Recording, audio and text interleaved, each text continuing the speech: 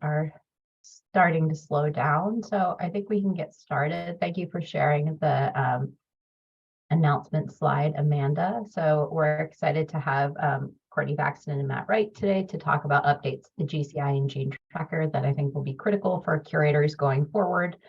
And then next time for their greatest hits tour, they'll also be talking about disease naming and on Wednesday, May 10th from 4 to 5 p.m. So take it away, both of you, and I'll let you know if I see any questions in the chat.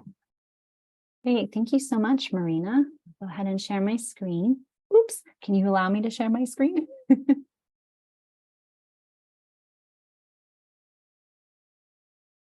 Thank you so much. I already put in the chat today's slides, but for those of you that may have just joined, I will slide it in again. I'm happy to be here on behalf of the Gene Curation Working Group to just let you know about some of the Gene Curation Interface updates that are either already implemented and have been released, but there's also one that will be coming up in June that we will definitely want to tell you about so you can learn what to do for these new processes. Just as an overview of these specific Gene Curation Interface updates, we are going to discuss case control and being able to enter contradictory evidence. We're also going to discuss some quick links that we added to the preview evidence summary to hopefully help you all expedite and change any type of scoring you have after having a provisional curation. We're also going to talk about being able to score and publish copy number variants using the new CACN ID from the ClinGen allele registry as you do gene curations. And at the end, we will discuss the pre-curation ID being required for gene disease mode of inheritance record creation. This is the big one that is not yet released. It is anticipated for June 2023. And we will go through a little bit of an educational review here for biocurators. And we did present this to coordinators yesterday on our education coordination and training working group. So hopefully you all will be informed of what's going on.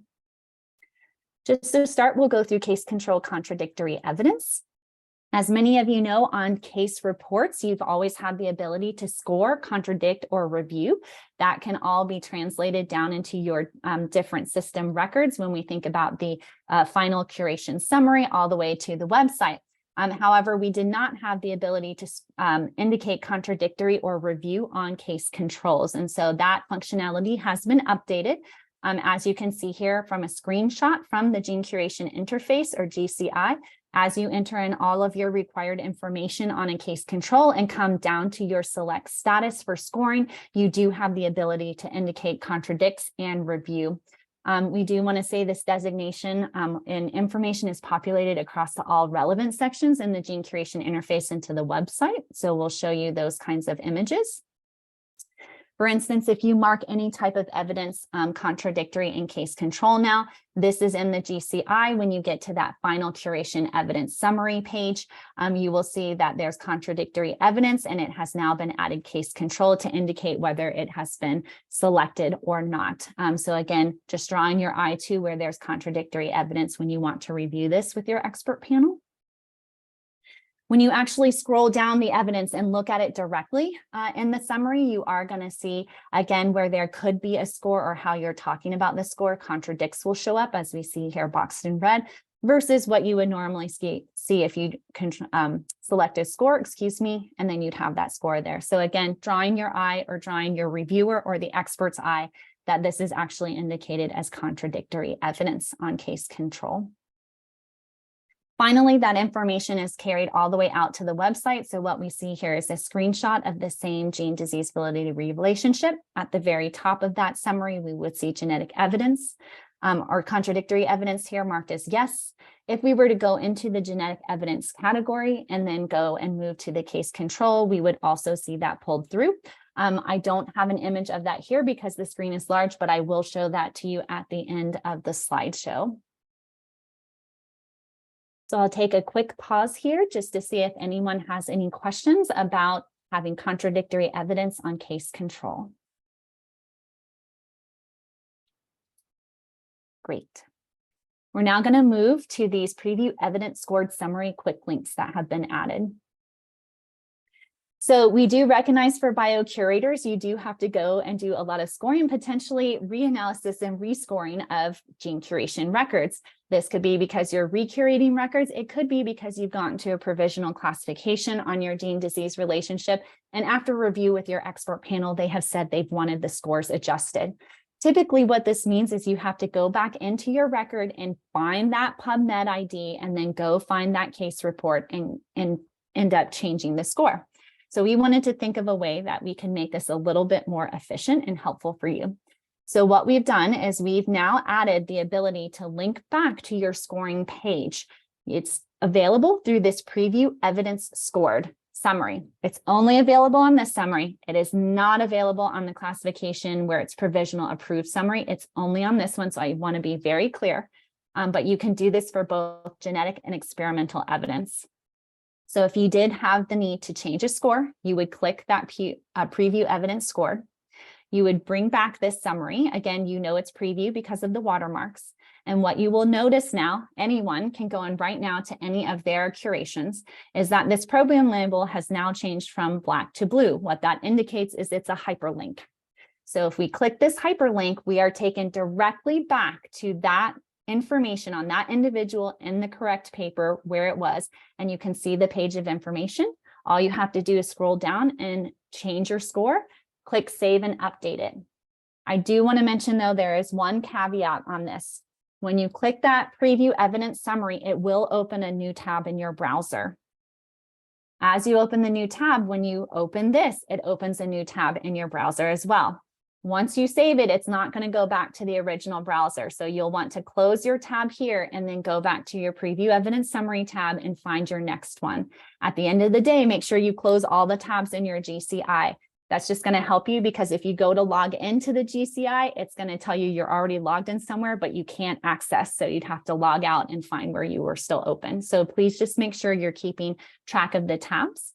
This is just what has to happen and occur for this particular module, but we still hope that you find it really useful. So again, just to reiterate, it's only available on that preview evidence summary, preview evidence scored summary tab. It's not available from your provisional approved or published summaries. However, if you have published and would like to make an update, you can still utilize that preview evidence score tab. You can make sure and use those quick links. You just have to go through the whole process at the end, like you do with any gene curation, is go to your view classification summary, make a new provisional, make a new approved, and then publish it to the website. Are there any questions about this preview evidence summary link and the quick link to help with updating scores?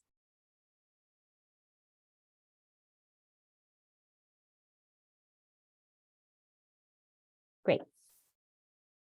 So we're going to move on to our next topic, which is going to be displaying, scoring, and publishing of copy number variations from the CACN IDs from the ClinGen allele registry. So as many of you know, we were only limited to register variants within the ClinGen allele registry that were 10 kilobases or smaller. So any deletions that were still intragenic within one gene, because we are talking about monogenic disease framework here, had no ID unless there was already a ClinVar ID. So that means many curations where there was no ClinVar ID for a large intragenic deletion could not be entered and scored on the GCI. This is an example. You can still see it on the website for Norexin 1. Why this was an issue? Well, you can see because there was a lack of case reports that were able to be entered and scored in the GCI, the classification came as limited for what they could enter. When in fact, when we look at the number of cases and what this group would have scored, it would have made it to a definitive classification. And as you all know, we've recently published all of the gene curation data that you have collected on the website. So it also means that there's an absence of transparency of this data, phenotypes, et cetera, for these particular cases. And so we really wanted to work on this issue with everybody by being able to score large copy number variations. So as I mentioned, you can now register copy number variants or CNVs larger than 10 KB This is through the ClinGen allele registry still. And what you will obtain is a CACN ID rather than the CA ID, which is usually for smaller than 10 kb deletions or any kind of nonsense frame shift or missense mutation. When those CACN IDs are entered in the GCI, it will pull all the relevant region. It will tell you that region so you can double check that it's correct. And it will display the genes within that deletion. So again, this is a notification for you all. If there are more than one gene in that region, you may not want to score it. So definitely, if you're seeing that, take it back to your expert panel, have them discuss, see what kind of work they may accept to say other genes were ruled out before you can score anything with more than one gene in that current region. The scoring will occur the same, though, as any other types of variants. So you'll have the ability to score, to review, or to contradict, and then you can place the appropriate default or increase or decrease scores as deemed by your expert panel. This will also record records with the CACN ID can also be published from the GCI to the website, and we'll show you how all of those look. What I want to review for you right now, though, is how do you even get a CACN ID? So, and when you are at the ClinGen allele registry, you want to choose the HGVS descriptor, just like you would for a missense or a nonsense or a frame shift. You want to click that top line, HGVS descriptor. It will pull up a bunch of different examples of how, and the types of variants you can register. When it is a large copy number variant, you will need to have the build of the transcript you want, the chromosome and the region, as well as the copy number. This is how you can start off. When you know these exactly, definitely use this HGVS descriptor to get your CACN ID. I'll show you what that's going to look like on the subsequent page. However, I do recognize that there are times where you're not going to know the exact breakpoints. You can also go down into the ClinGen allele registry and do a secondary search where you can put in question marks and find regions. It will pull back some CACN IDs for you to see if that's the appropriate region. I just want you all to think that in situations where you really don't know those breakpoints, again, go back to your expert panel to make sure how they're feeling comfortable with scoring or even adding that information to the curation. It may be that they decide not to include it. So again, if you know your breakpoints, if you know the copy number, you go ahead and click search. If there's already a registered CACN ID, that will come back at the top blue banner, just like it does with the canonical allele identifier, which is the CAID, right here. You want to copy this number and enter it into the Gene Curation Interface. What you will also notice is that there's a community standard title, very much like what you may have entered, and it may increase or change the build depending on what you put. You're going to see all of those chromosomal builds and how it has changed, just like you do with any of your other missense or nonsense variants. You're also going to see boxed here in pink as well, those genes that are in the same regions. Again, that should flag you as a biocurator to say, I may or may not want to score this. You can still curate the data, add the data, but you may go and say, we score 0. It has too many genes. It doesn't count for this curation. If there's not already a CACN ID, then in this same box, it will say register. And so you can register to get a CACN ID. All you need to do is make sure you are logged into the ClinGen allele registry.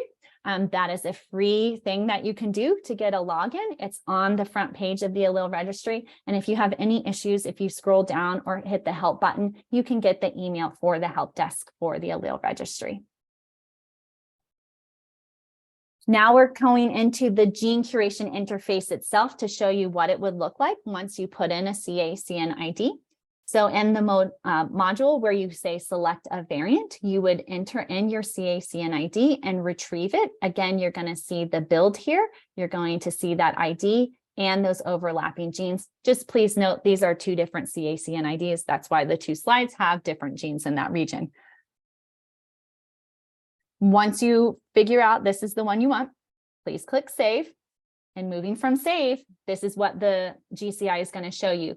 Again, it's going to give you your ID. It's going to give you the transcript build. Instead of listing all the genes, it's going to reduce it down to a number, but again, identifying to you that there's more than one in the region. So you can decide as you move on to your scoring, how you want to score this particular variation. As we keep moving through the process and you save and collect and get all of the scores tabulated for your gene disease validity curation in this final classification, you're going to go see those evidence summaries. Again, this is the preview evidence scored summary, but also in your provisional and approved summaries, it will look similar. You're going to have the variant listed as we indicated for all other pieces. And we've also added in the fact that there are overlapping genes here as well. And I do see Kevin put in quick points on copy number variants and how to register them in the chat. So just in case you need it, he has given some examples there on having imprecise endpoints. Thank you, Kevin. So hopefully you all see this. This also pulls through to the website as well. So we're working on that, and you should see all of that type of data pull through. So for any of you groups where you've had large copy number variants that for your curations, you may want to talk with your expert panels now, recurate them, add in those cases, and put in those copy number variants. And again, if you're having any issues with registering copy number variants, please write the allele registry help desk. Kevin, able to put that email in the chat, that would be fantastic, so everyone has it. If you're having difficulties in the Gene Curation Interface itself when you're trying to enter in a CACN ID, then you can put in the GCI help desk email. And Matt, maybe if you'll put that one in, and I have that at the end of the slideshow too, that might help our biocurators. I'm going to pause to ask if there are any questions, because that's a pretty big one, being able to score on copy number variants. So I hope it's clear. You can register them now. If you have really well-known endpoints, you can usually get those numbers or register them. If you have imprecise endpoints, you can also search for them for a list of potential regions that you may want to use with a CACN ID.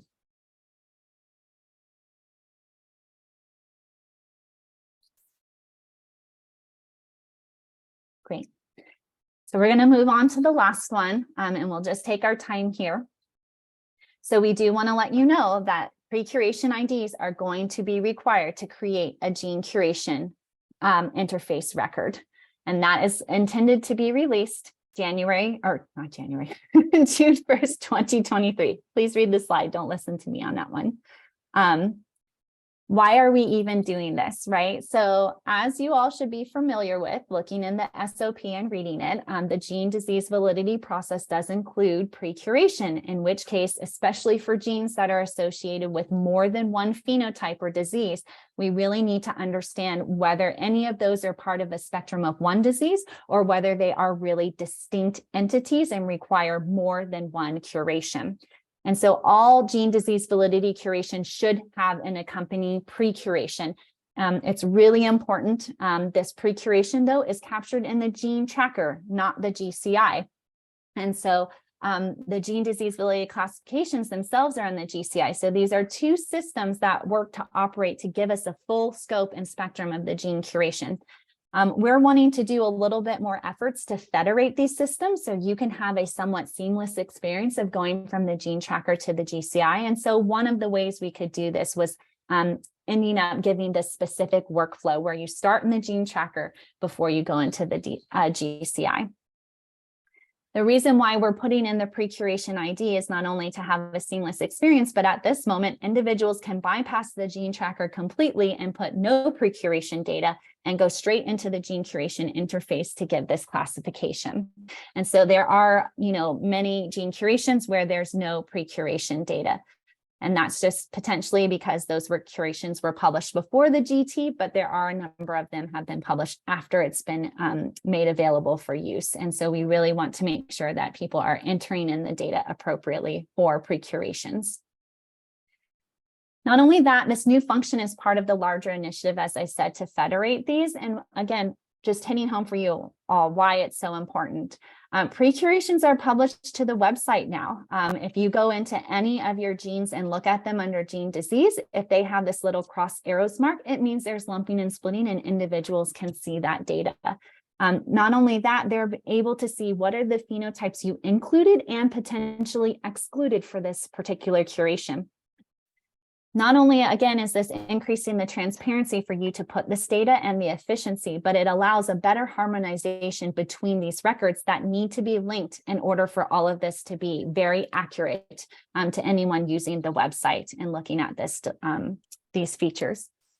Not only that, we do want to have some additional searching capabilities in the future. Some of those are individuals can come to the ClinGen website and search by a MIM phenotype number they're interested in. This will allow us, because we're publishing these gene curations and those MIM phenotypes, to direct individuals back to those final classifications and or pre-curations, so that they are very well known what is included, what's excluded.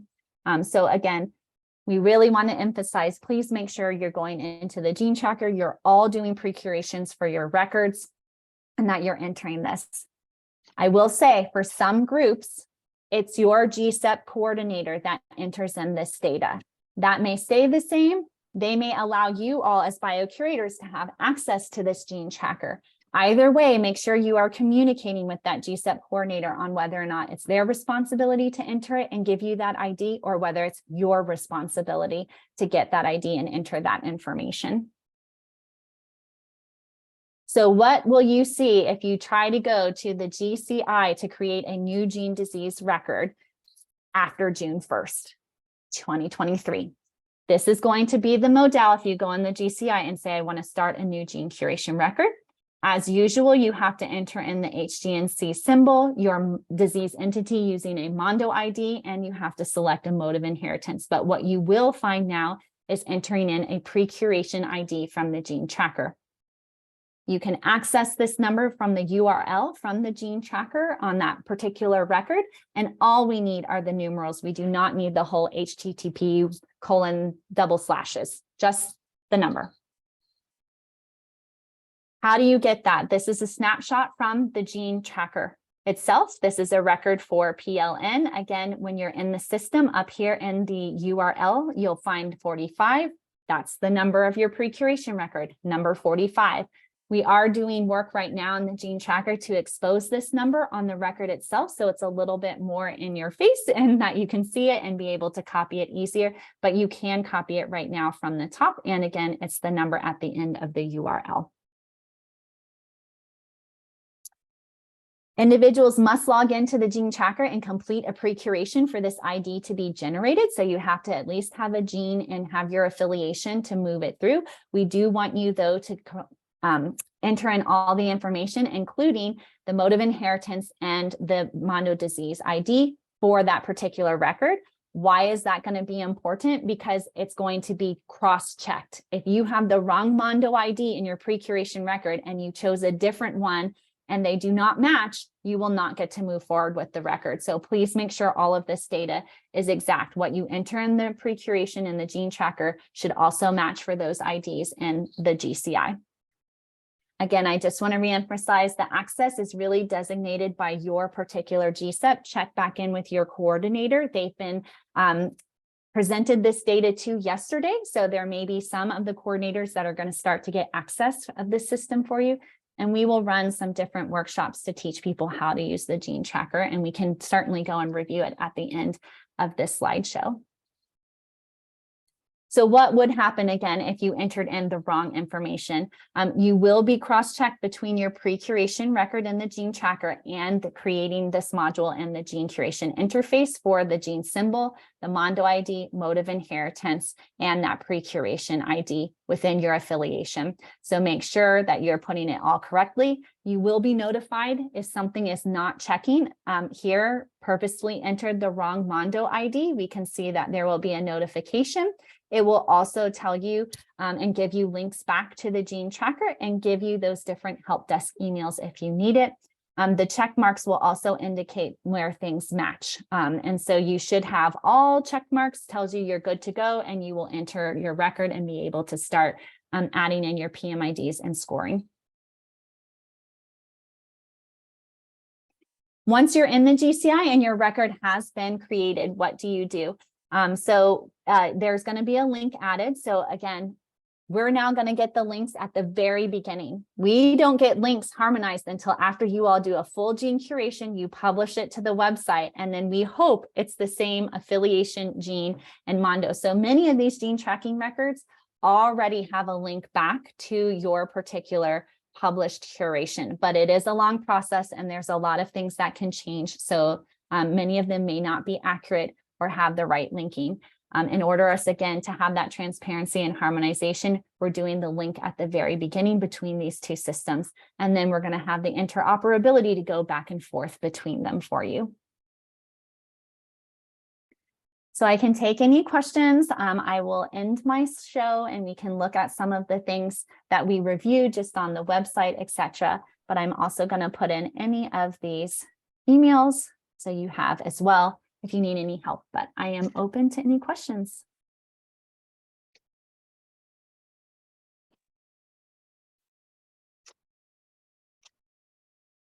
Great.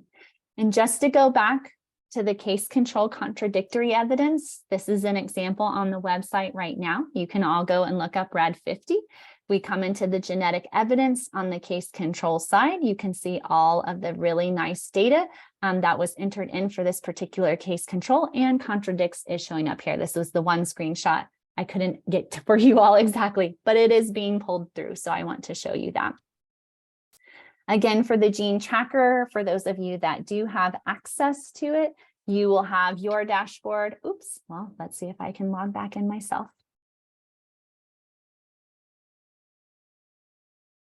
Maybe I want to stop.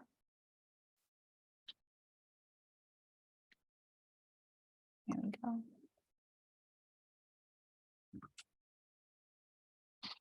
You all may have a different dashboard than me. I get to see everything. You all will only see what you are assigned as a biocurator. For those of you that are coordinators, you will see the entire gene list for the gene curation expert panels that you coordinate.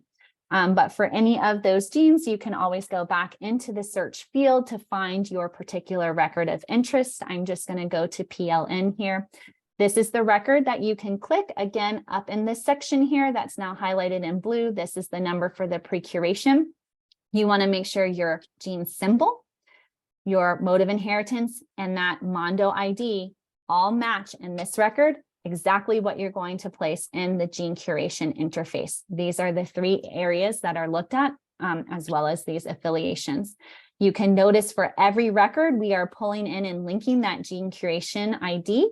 This is really important because, as you can see from this record, we are pulling in history. Not only are you filling out your pre-curation records, but we're also pulling in from the GCI when you have approved, have a provisional or a published classification. And we're also going to be adding in what the classifications are. So there will be a history of how these have changed with time. So it is a really nice resource that you can use to see a compendium of this data that you're generating off your gene curation expert panels for each of their gene curations. When you go to actually make a record and enter in pre-curation, it's rather straightforward. Again, you enter that data. If you are assigned as a curator, it will be selected for you, your name. It will show up on your dashboard if you've been selected. You will indicate what is the curation type. This is based on the current lumping and splitting guidance that you have. You want to go ahead and choose from one of these. The nice thing is we pull for you what is the current information known from OMIM, what phenotypes are associated with this gene, and it will evolve and change over time. And we are taking snapshots of that, which is really great because we know that you may have to reassess these. Once you've clicked the type you have, this one indicates a lumped one. It will ask you which of the phenotypes are you lumping. So you can click them with the checkbox on the far right-hand corner.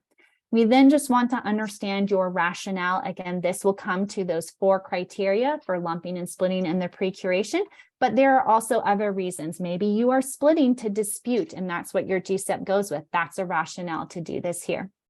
We can collect any PMIDs that you all have. Please make sure to put them. These are PMIDs, not necessarily on case reports you're going to use in the GCI, but papers that have suggested that these two entities are really one disease entity. It may be you don't have that, but if you do, please put them in there, especially if they're supportive literature.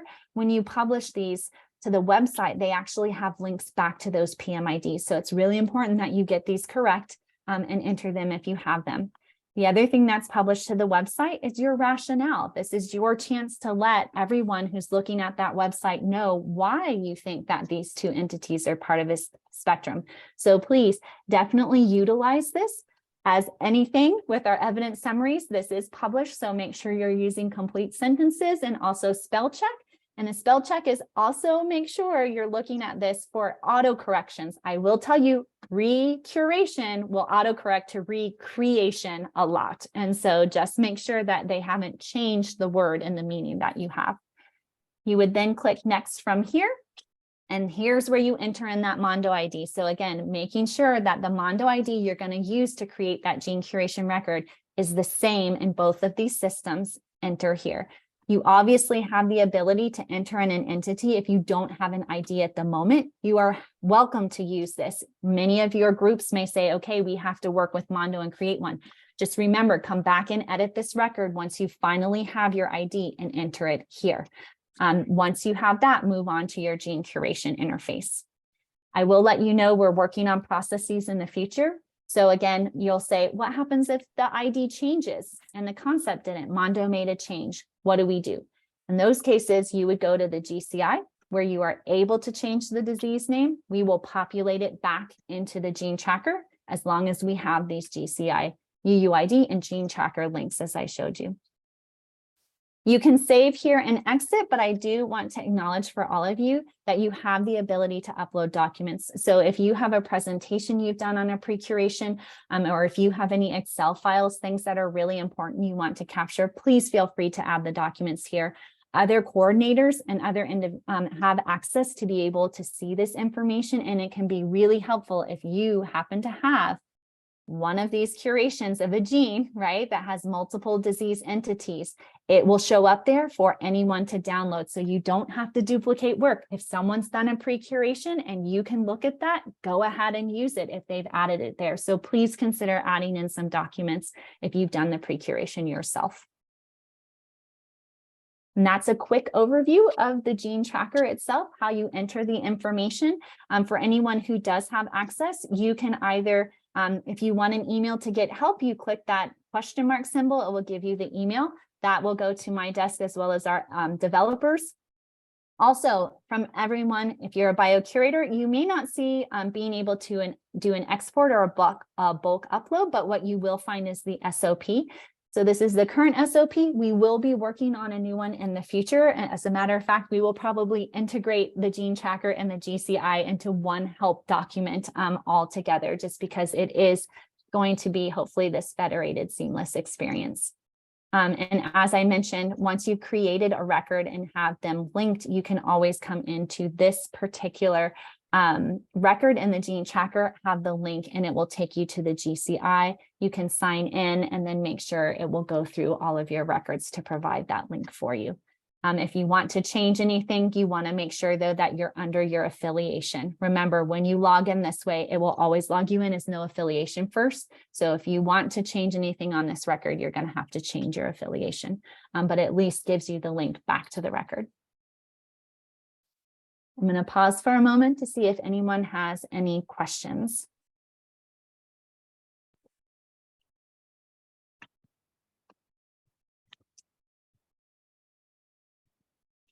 Great. Any concerns? Everyone seems okay with all of these updates. Awesome. So I'll add one thing then, Courtney, just on the end, which is something I forgot to say to put into your presentation, which is for the pre-curation IDs, we're going to release that on June the 1st. We'll send out a notification so you'll know when that goes live. But when it does go live, that goes live to production only, not to test. And there's a good reason for that, obviously, because the test site is for where people would go to give their functionality, the GCI, BCI a try. And obviously, they're not going to have a pre-curation ID when you're on the test site.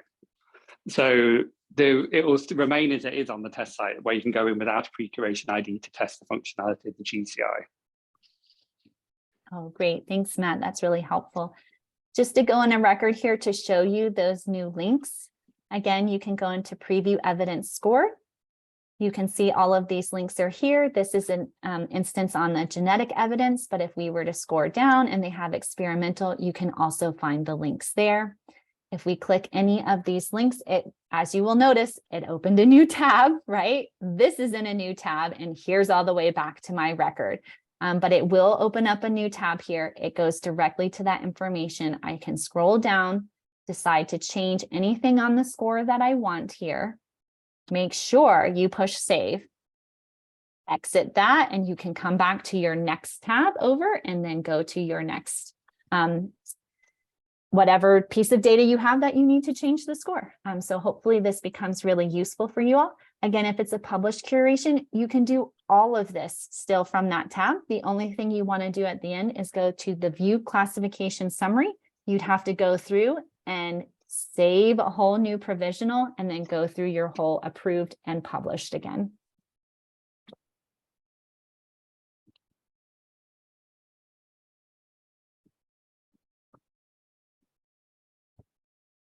Great. Thanks so much, Courtney, for giving all those updates, and Matt for additional pieces of information. Do any of the biocurators or anyone have any questions, either in the chat or if you'd like to unmute and ask any questions about those updates?